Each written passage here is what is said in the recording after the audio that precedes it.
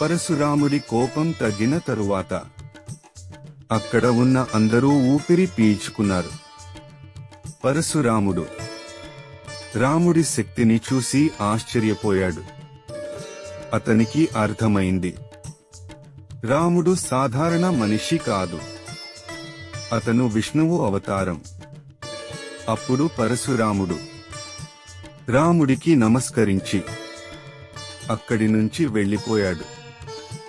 ఆ తరువాత మిథిలా నగరం మళ్లీ ఆనందంతో నిండిపోయింది.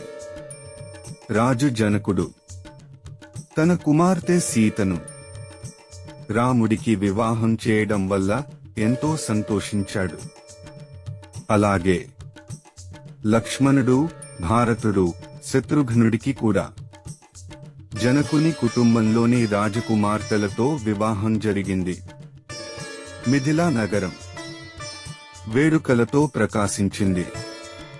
ప్రజలు రాముడు, సీతలను చూసి ఆనందంతో నిండిపోయారు.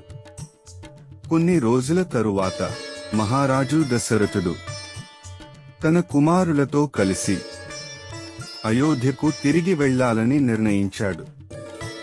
అప్పుడు మిథిలా ప్రజలు రాముడు, సీతలకు ప్రేమగా వీడ్కోలు చెప్పారు. రథాలు సిద్ధమయ్యాయి. రాముడు, సీత, లక్ష్మణుడు రథంలో అయోధ్య వైపు ప్రయాణం ప్రారంభించారు. మార్గమంతా అందమైన అడవులు, నదులు కనిపించాయి. ప్రజలు తమ యువరాజుని చూసి ఆనందపడ్డారు. అయోధ్యలో కూడా రాముడు తిరిగి వస్తున్నాడని వార్త వ్యాపించింది.